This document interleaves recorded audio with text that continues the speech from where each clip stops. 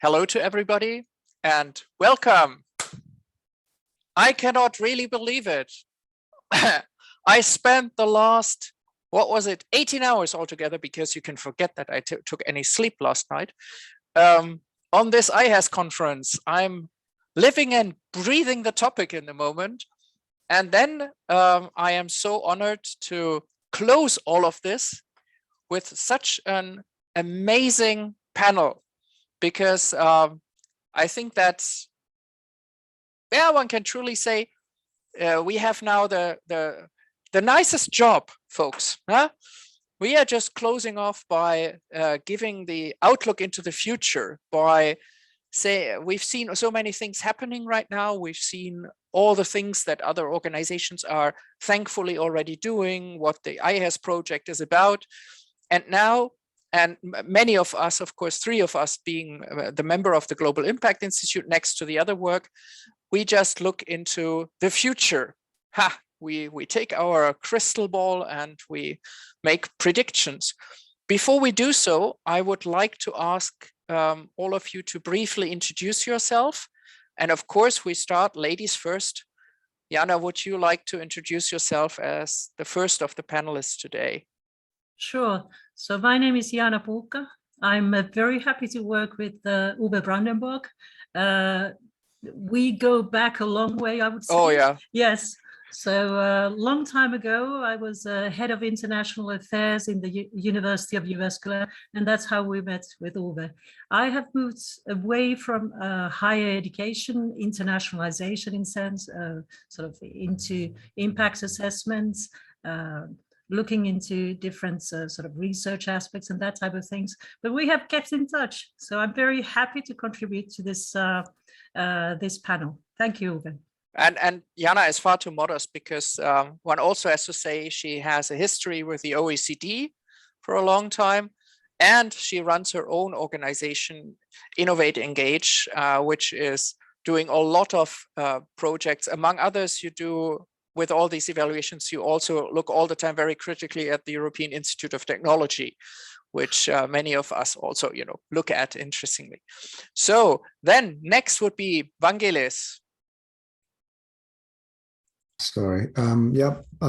Glad to be with you. First of all, glad to see Jaana and everybody else. My name is Vangelis Tsiligkiris. I'm an associate professor at Nottingham Business School. I'm also the founder of the TNE Hub. I've been involved in international education for a number of years, mostly looking into transnational education, where I have done quite a lot of work for British Council, for academic publications and so on. So yeah, that's me. Thank you so much. And we have to say, folks, Vangelis is just a total darling, because you know that originally also Janet Ilyeva was planned to be part of this final panel, and she had a conundrum, you might say, and could really more or less on one of the last minutes. I think we agreed on it yesterday, day before yesterday. We had to agree on it. She knew that she could not get in, and she asked Vangelis, who did also a lot of projects with her, and I was even lucky to be a small part of one of his projects a while back, and he just agreed to take over in just a split second. And I think it's a fantastic thing, also because you have an additional perspective on it, also with your fantastic experience in the TNE section. So we are super happy to have you here. And last but not least, Carlos, muy amigo, I leave the word to you. Yes, thank you very much, Uwe. So if you want to talk about internationalization and globalization, I'm a very good example, because I'm Portuguese, Spanish, living in Switzerland with a Polish wife and with a daughter with already 3 nationalities. So that's fantastic. And I go shopping to Germany very often because I'm living in Basel. So in terms of internationalization, that's a funny story. In terms of education, I'm working for over 20 years with universities all over the world, supporting their internationalization strategies, but also other areas like quality assurance, governance reform, curriculum development. if I would tell you where I am just now, you would jump from your chair, because I was just with the vice chancellor of the Maldives National University. I'm in Maldives. I just arrived Seriously? yesterday. You do a Seriously. job on the Maldives. Oh man, you know. There's one university there, but yeah, and then I will go to Sri Lanka. That's the last trip for this year. Hopefully, so I'm doing several things. I'm also doing consultancy for projects within ITU in innovation, International Telecommunications Union in Geneva, and also with EADM in several projects related to dual system and vocational education. So I'm kind of jack of all trades. I'm not expert in one specific area, but yeah. I'm cooperating with you for many years already. Yeah, that's true. So you see, this is our panel. Could not get any better, huh? So let's start right away. The task of this session is that we are a bit crazy. You know, like you remember the German Chancellor Helmut Schmidt once said, somebody who has visions should visit the doctor. I disagree strongly on that point. I think without visions, we have basically no real incentive to go somewhere new, and we just stay where we are. So the whole point is, let's start with some key ideas from you. And Vangelis, shall we give you the first hit on the topic, the first shot? Yeah, all right. Just one thing, just remind me of time, you know, when I need to oh yeah, I will just stop, rudely please. interrupt because you. I'm good in that. I'm losing the sense of time. Yeah, I think there's a lot of things being said these days about the future of higher education. Most of the discussion is about the move to digital and riding the wave of the digital transformation. My view is that we need to think more broadly and appreciate the wider forces that affect higher education beyond COVID. So there were things happening in higher education even before COVID that will impact and shape the future. That's the main thing. So there are broader market developments like the rise of alternative destinations for international students, the difference in the preferences of students about duration of study, the life cycle of a course, and so on and so forth, that go beyond the impact of COVID. So I think one of the key things that universities should do, especially in the Western part of the world, will be to rethink and radically innovate when it comes to their model of academic design and delivery. Because a lot of the things we were trying to do during COVID were somehow limited because of the course design, let's say, we had in a traditional university setting. So in other words, in going forward, universities should rethink the academic delivery in terms of the course design, how modules are put together to create a credential, whether what is the smallest unit of credential, whether that would be a certificate in higher education, or whether they need to go even in smaller chunks, so that they embrace more this aspect of micro-credentials as part of their academic offering. So what I'm saying here is that universities should completely rethink about the current approach of having courses which are divided into modules, into academic credits, and the overall academic delivery is somehow placed within specific place, or let's say mode of the academic delivery, for example, online, in campus, offshore, and so on. Probably what we need to have is a model that allows all of this depending on the circumstances. So that is the main thing. And why this is important. It is important because this will allow universities to respond to emergency situations like the one we faced in COVID. And it looks like it's not going to be the last one we are going to face. Second, there is changing preference from the market, the students, employers, about the type of qualifications that they are looking for. There's the rise of alternative providers, big tech alternative providers that can offer very easily what the market needs very fast and very effectively. And the final one is that there is now a lot of competition arising around the world. So it's not any longer the case of filling the supply gaps. Supply more or less now is there, and therefore the universities need to rethink about their offering in terms of all these aspects. So yeah, I would focus mostly on the rethinking and radically innovating the model of delivery that will look totally different to the one we have today. That would be my main idea. Yeah, thanks. Yeah. Because I would like to step in there, because I think this then really relates easily to the topic of the conference, the internationalization for society, because one could argue that the mode of delivery right now stops us from educating global citizens who are also able to understand, not in the sense of global citizens that we, what we now think is a global citizen. Yeah, we think like, you traveled somewhere, you saw something, that's a global citizen. What I mean is somebody who understands that other people have other needs, other perspectives, so that if I'm educated academically and I work with people who are not educated academically, that is the biggest challenge, not so much whether my counterpart is also academically educated in a different country.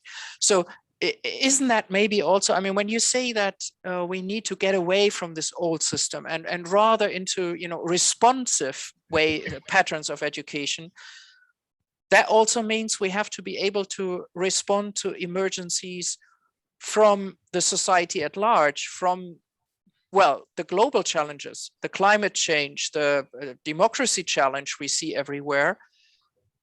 Exactly, 100%. And the other thing we need to think also is, so one is how we, so for example, in relation to the previous session, there's a lot there that links with the several SDGs and especially access to good quality education. So we could respond to that challenge by having a more flexible structure of academic delivery. Yeah. So rather than saying to someone, you need to come over here or commit for a 12 months master's course, you can do it at your own time, at your own pace, which is clearly what is needed. At the same time, second thing is that we need to embed across all courses aspects that are really important, like, for example, the global citizenship education principles. So it's not an issue of you have this as a sideline CPD course, which is usually the case in most universities, but you have it as a core of the curriculum across all courses, because that we recognize that these are competencies that students need to have in order to survive and excel in this new world. Absolutely. And it just reminds me, like, before I then asked Jaana, to share her thoughts, it reminds me of how we started this conference in 2020 when we planned it as a real event in Prague. And we had a lot of people who said, yeah, we cannot come, it's expensive to fly there, it costs, and it's time consuming, but mainly for many people, it was a cost issue. It was, flying in from Asia or something, it's so expensive, not talking about CO2 footprints. Then COVID came and we had to go online. And suddenly we had hundreds of people who signed up because thanks to the partners like now as well, it could be for free. It is also at your own time, because those who cannot participate today can listen to the talks, which I will edit and put on my YouTube channel, even in 2 years' time. So whatever you say here, it's there forever. Yeah, be aware of that. But it's indeed a point. So Jaana, how do you see the points here? What are the key issues from your side?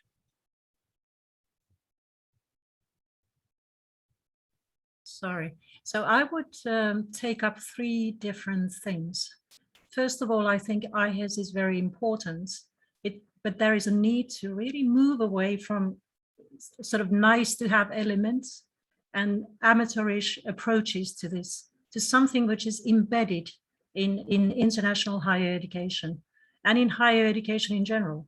I think there is a real need to understand that universities and other higher education institutions are not there for themselves. They are not there only for their staff and their students, but they are really for the society which is surrounding them. So that takes me to the second point, which is that there is this importance of looking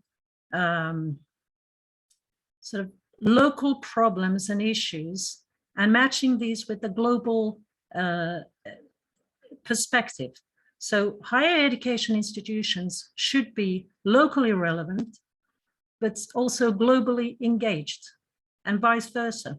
So one example came because I haven't been in international higher education or international office of a university for a long time. So I actually got in touch with my colleagues, or a younger colleague in Finland, who himself used to be an international student, but is now working in the University International Office. And what he explained to me was that there is an issue, which I knew in Finland and in many other European countries, that the population is aging. There are huge skills needs. There is need for talent. And at the same time, you have international students who come to the country, who are doing, for example, their master's degree, which is very intense. During that time, they don't necessarily, or almost always, they don't learn the local language, which is needed in order to network and in order to find jobs which are often hidden. So, on the other hand, you have the local labor markets or the national labor markets, which desperately needs talent. This is the same also in Germany. You need talent, and you have opened the doors quite effectively, I would say. But the sort of businesses, at least in Finland, do not necessarily know that you have this pool of talent in universities. And in universities, these students are just very pressed to study hard in order not to lose their scholarships. And they don't have time to connect. So there is something for the university to do here. It needs to be bridging the local labor markets, the students, and actually it has to go and ask these students, why did they come to the country? What is their motivation to do? Are they interested in staying? And how is their student experience? I think still many higher education institutions are not very interested in their student experience. And this is sad. So you have to know about that. And that takes me also to the third point, which is measuring internationalization in general and also measuring international higher education for society. You need to know what you are talking about. And one thing is that when you have international staff coming to your institution and international students, you have to know a little bit about them. Where are they coming from? They come from diverse backgrounds. They have different motivations. They have different student experience. And that's a good place to start to really matching these things. And institutions also need to know what is really going on in the society. Several universities now have these kind of like matching systems, which put together international students and also, for example, local families. These have not been very active because of COVID and all that. But how much do the institutions really know what is going on there? Are they successful? Are they helping? What is the motivation on both sides? Often these are sort of left to the NGOs to handle. But if the NGOs and the universities are not collaborating, how do you make these things improve? Because the whole idea is that you do not start always from the 0 points when new international students come, but you are growing with the needs of the region. You are able to respond to these, and also you are it's a sort of a mutual way of doing things. I don't know if I made any sense with that, but I think that there are quite a lot of things that could be sort of improved just by improving the communication and interaction.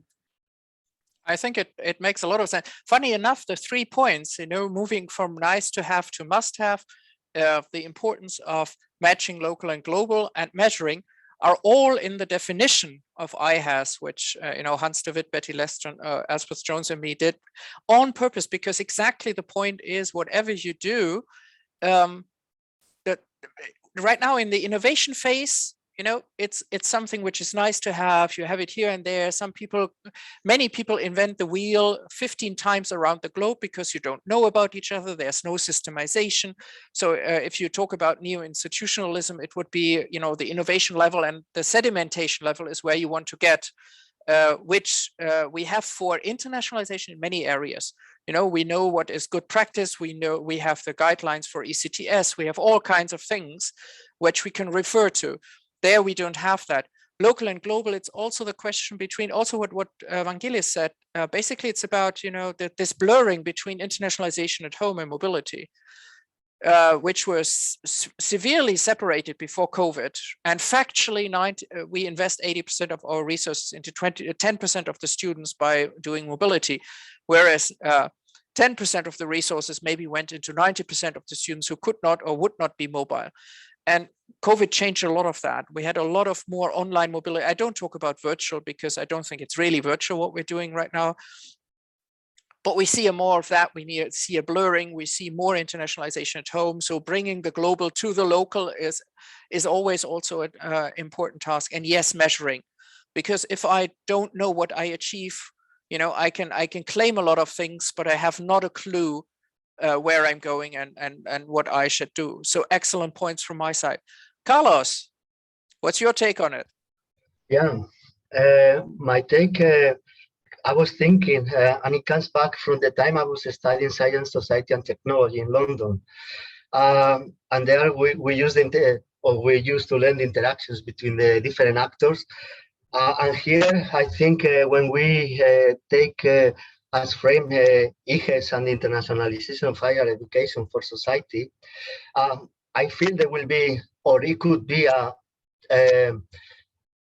big transformation, but not in digital terms as everybody's talking, but simply by applying the social system theory. And I will explain.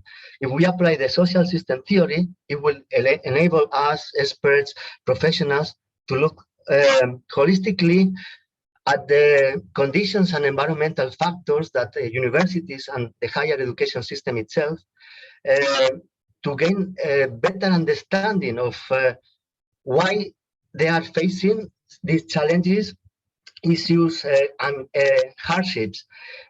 So here I come with two scenarios for internationalization of higher education for society.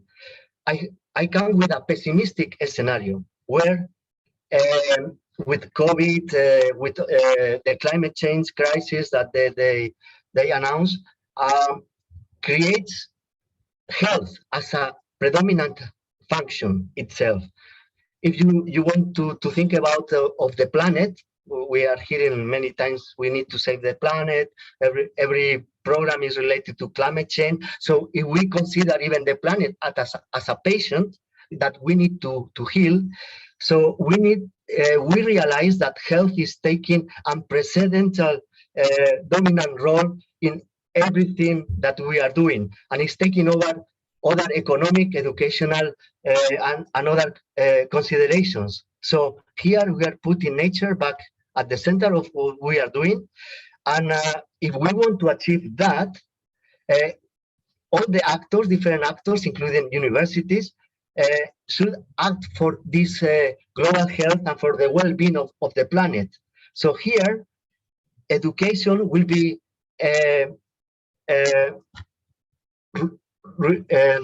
relying upon the health function and the health system. So I would see education very much trying to achieve certain sustainable development goals.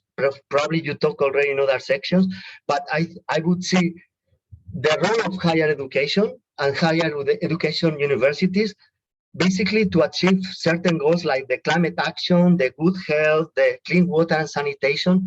So the role of the universities will be not so much to transfer knowledge, but will be to support in providing this global health to the planet and to the people. That is one pessimistic scenario. If we have a more optimistic one, where the COVID becomes endemic and there is a more fair society without increasing digital and social inequalities, then we could see that the contribution of IHES and the contribution of universities would be for other sustainable development goals like the quality of education, the peace and justice, and gender equality. So depends where we will go. The role of the universities and the IHES will go in one direction or another. That leads to a very nice crossroad, right?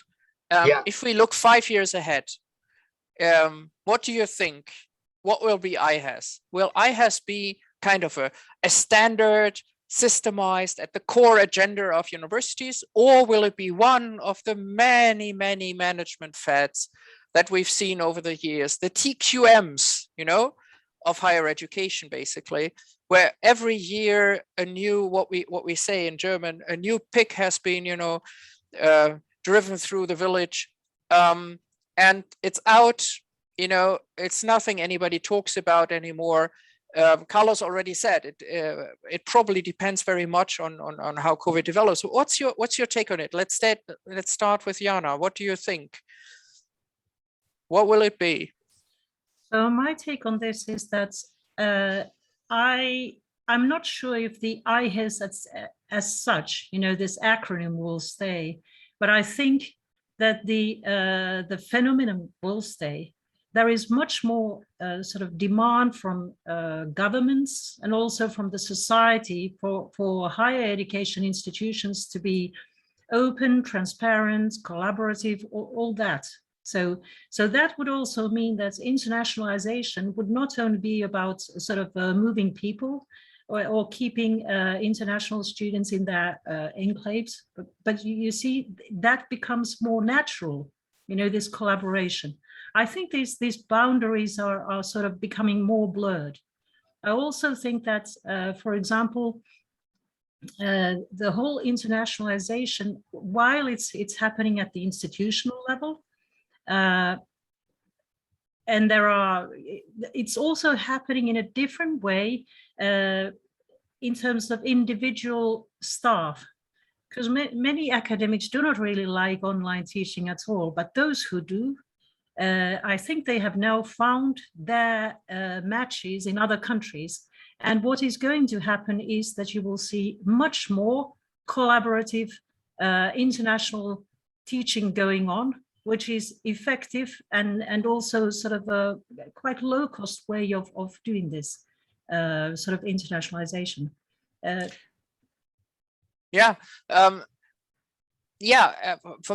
it's exactly for me, it's always the question. No, it's a little bit like in the COVID situation, where after a few months, everybody was like, oh yeah, it's terrible that we cannot travel, but we will go back to the status quo before. And I think we're right now at a situation where most of us realistically think there is no going back to the times before COVID. It will always be different than it was before. And that is what I would like to ask you, Vangelis, when it comes to, in 5 years. There is a chance that, you know, internationalization also kind of spins back towards this, we just focus on ourselves in a certain way, on the higher education. You know, mobility is about students, academics, maybe staff. For many institutions, it's about the incoming, it's about the income from the incoming, right? And that we tend to forget what right now has become a bit of there is a movement, you know, to look beyond the university and to make it more systemized to think about how internationalization can help the society, how we can bring international students into classrooms and tell pupils who are 10, 12 years old why it is super great to look somewhere else. But that might also be all turning back because it's an effort, and we humans are creatures of habit. Habits are easy, and unfortunately efforts are not. What do you think, Vangelis? I think all these are developments that we see. I think the key question is that whether these are going to be sustained and embraced fully going forward. There's a number of things there. I think there is now a wider acceptance that impact is a priority for internationalization. So we see that surfacing at institutional level and country level. So we have seen now a lot of discussion and a shift in the narrative about internationalization to impact rather than volume and numbers and all of that. Now, from an institutional perspective, I think there is a lot of reasons for this to be sustained, because the way I see it is that if universities want to respond to this increasing competition, they will need to come up with a model that adds value to the in-class activities. Because if we go to online, the key question would be why universities will move to online or a highly, let's say, blended approach. And if they do that, what this means for their competitive positioning.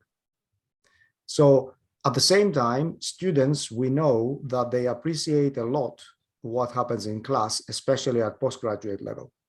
So this blended approach will remain, but a lot of the emphasis will still remain on what happens in class. So the key question would be what universities can do to improve that student experience in class. And internationalization is one of the key things they can do. So they can embrace internationalization as being at the core of the academic delivery, rather than being as a side activity that usually universities have as a box ticking exercise for accreditation purposes. Oh, this is what we do for internationalization simply to get an accreditation, or for marketing purposes to say, okay, this is what we do in order to demonstrate that we have a global presence.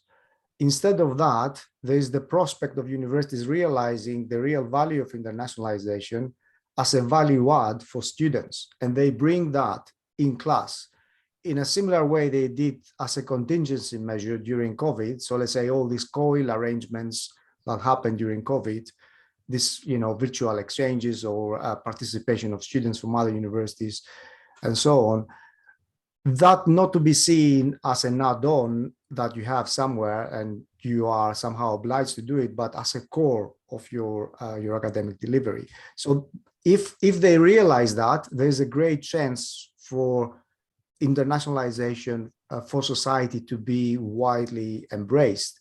The other thing is, at national level, is surprising that governments who are going for, let's say, have an agenda about SDGs do not realize how international higher education fits in there. So usually if you go into different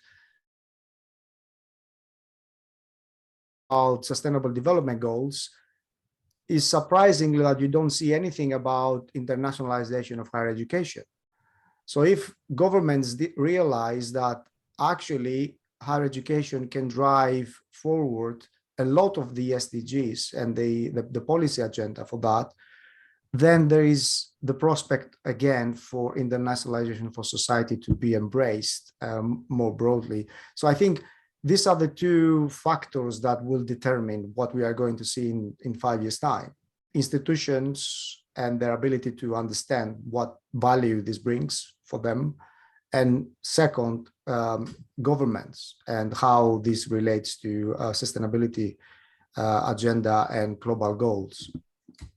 Yeah, that totally fits, and it completely reminds me when we started working on the IHES or on kind of bringing together all these activities and forming a kind of a conceptual wording idea, let's say, okay, to give it a name. I just stumbled over the TEFSI project on developing a framework for civic engagement, great project. And Paul Bennoworth, who died far too young, published with the others a report in 2018. And there's one sentence in this report which totally relates to what you said, Vangelis, that universities don't get the link between internationalization and SDGs. He said, more or less, I cannot really cite 100%, that it is lamentable how social engagement, civic engagement has to compete for resources and attention with excellence in research and internationalization. So the fact that the two or the three main things that universities do, or two, let's say, outside research and teaching, the social engagement and the internationalization are seen as competitors, rather than coming together. And that is, of course, then also always containing the risk that one wins over the other instead of cooperation. So, Carlos, how do you see that? Will internationalization in higher education for society lose? Will it become irrelevant?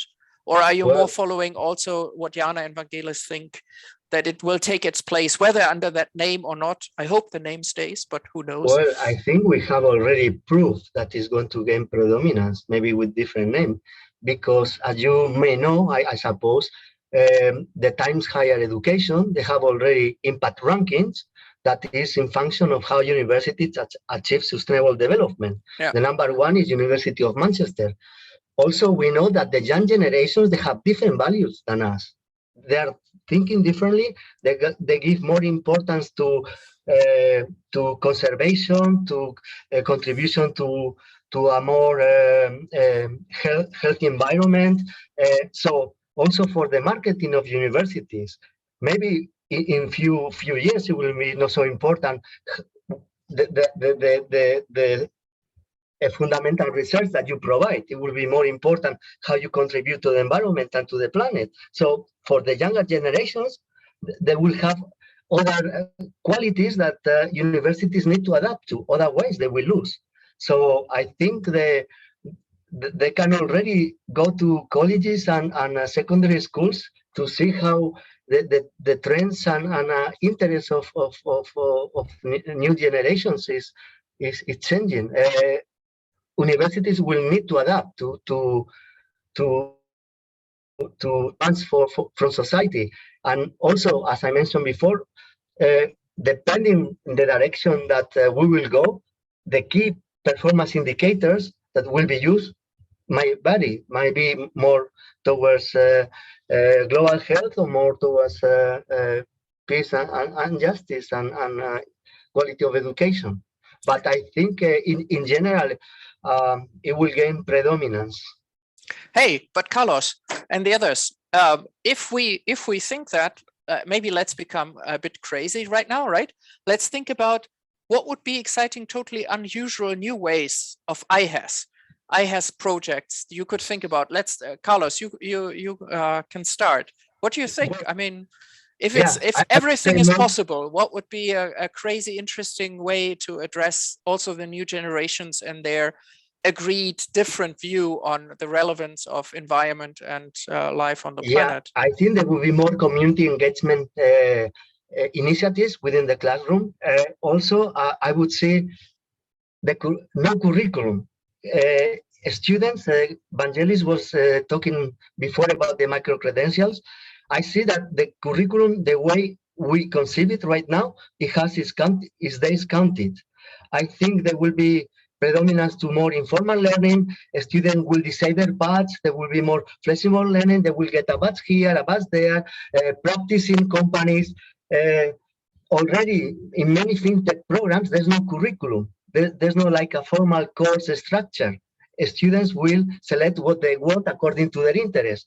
And if universities, they offer this kind of community engagement, that they go to the nature, that they do certain activities for local communities, that they see some practical and tangible impact in the environment or in society, that will get in more important role of universities. Thanks.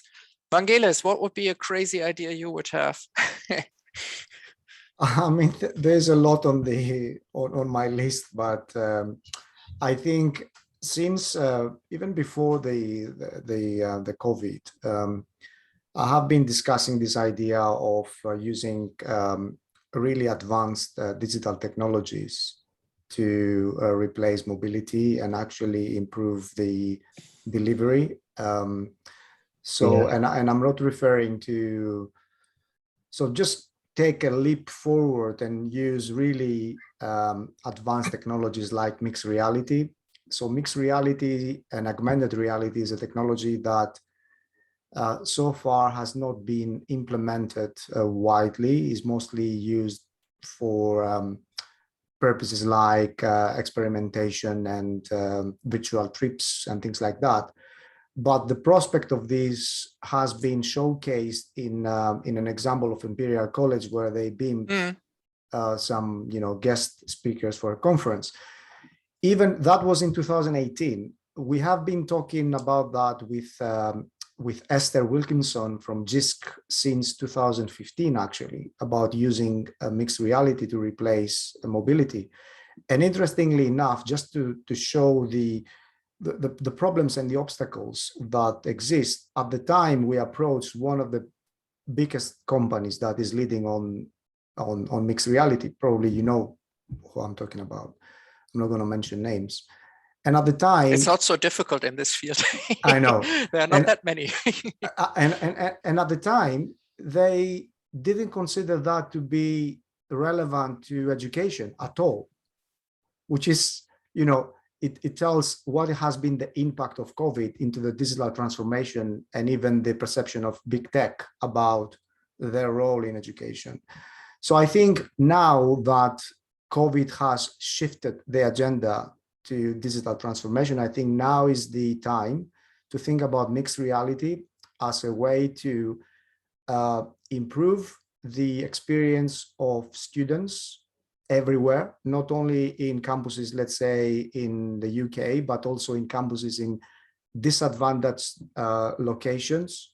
So bring top level, let's say, professors to teach through mixed reality in remote places in India or wherever.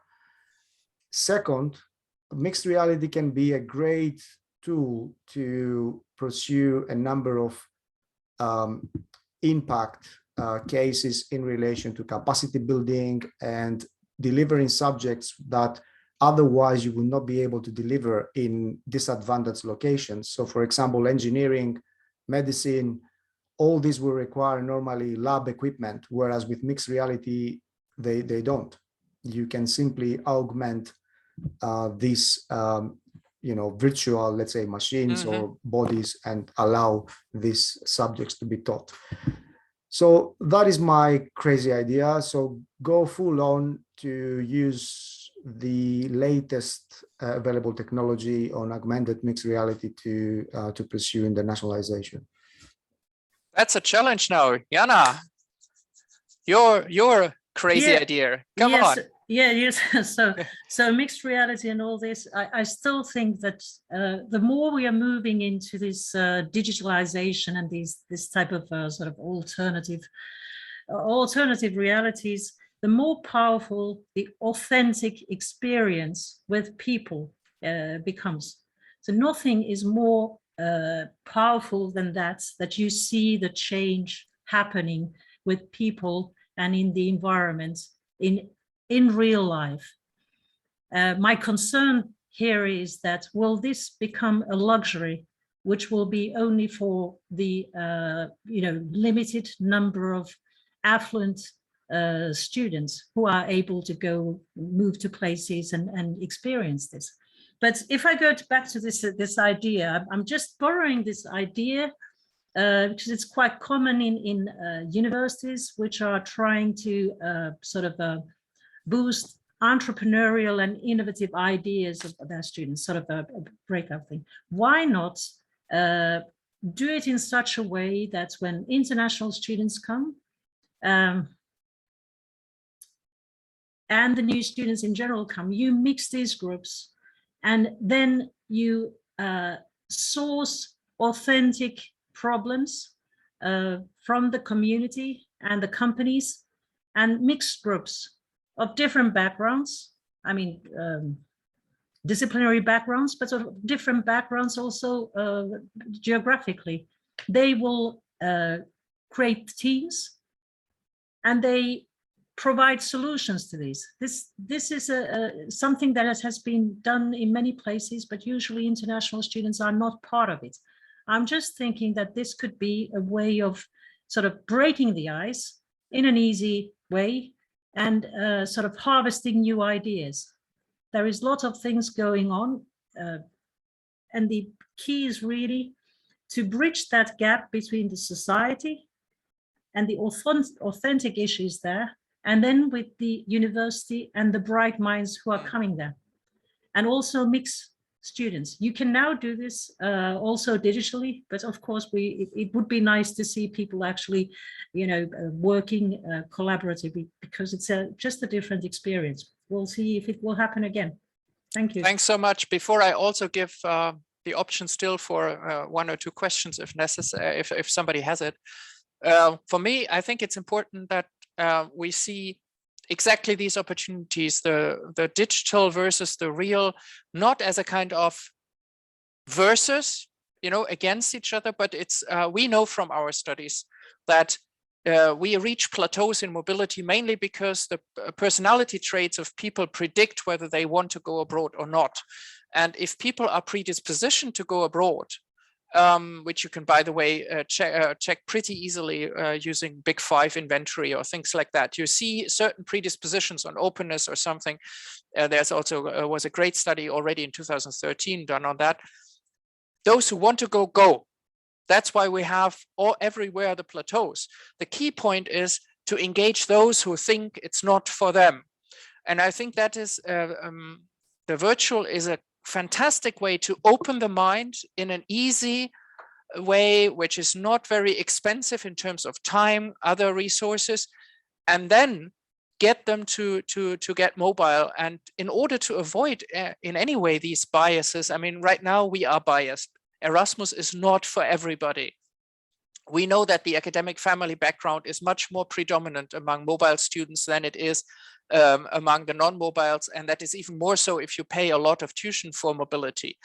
But factually, we have all these opportunities, and I just want to throw in one crazy idea myself, which is actually not really that crazy. You know that there's a tiny, in terms of numbers, it's a tiny program which is excellent in Germany called Europa macht Schule, Europe goes to school, where Erasmus students go to schools and talk about their experience. It's still in the hundreds of participants. I said, now take it in every single country. If every single student and scholar, but first of all, it's students who goes abroad on a grant and who comes to a country on a grant, spends 1 hour when they come back and 1 hour in the country where they are, in a classroom, talking to kids for 1 hour, all of the pupils in that country will have had an exposure to an international person or a person with an international experience. And it should always be a mixed group because not everybody will speak the language. Finnish is difficult. Czech, I can tell you where I live now, is not easy either. So it has to be a combination. But if we do that, the future generation has the advantage that at least every kid has been exposed to the idea at least once in their life in school. And all it costs is 2 hours of a person's lifetime. So with this, we are done. Jesus, that sounds depressing. Is anybody having a very urgent question now? Honestly, I'm hoping not, because we are late. Yes? You know that the Matrix Resurrection is coming now in Christmas. So the question for the students could be as well, what pill they are going to take, the red one or the blue one? Oh, yeah, that's true. But, you know, I mean, the way that the quality of the Matrix films went from 1 to 3 doesn't make me very hopeful about version 4, but maybe that's just me. Maybe they get better. But yes, the question will be how immersing and immersive also then the whole issue of real virtual learning will be. But that's probably a bit down the road. in any case, I would like to thank all of you. I think you provided a lot of interesting food for thought on the very final panel of this conference. Thanks so much to everybody.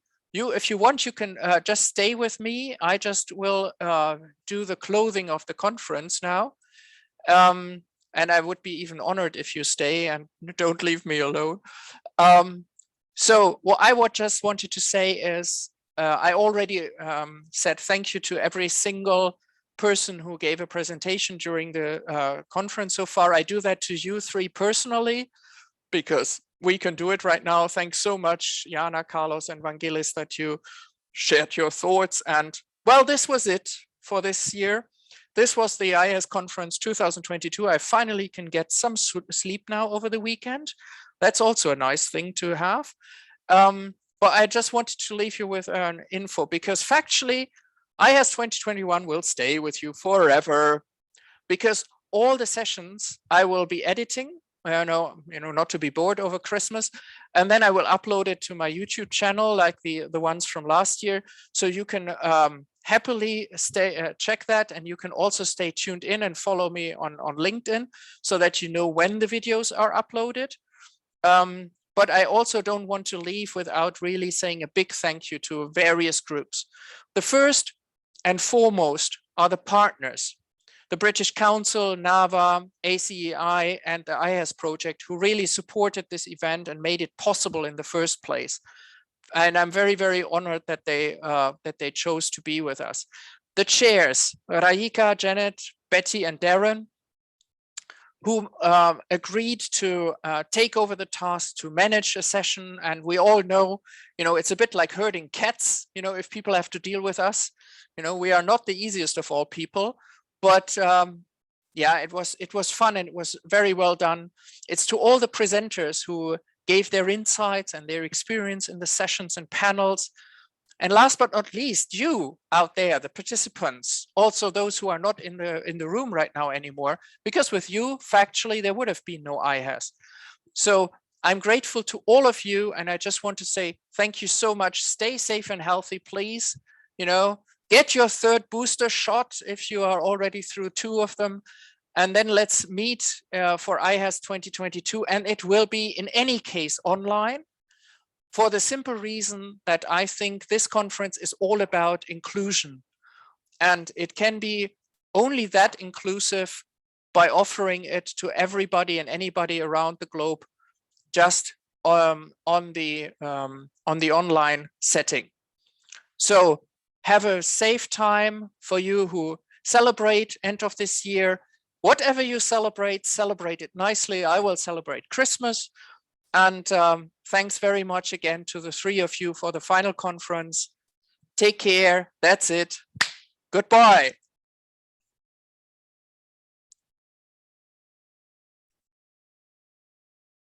And I will close the room, so don't feel offended when you are suddenly outside on the cold street. Bye-bye.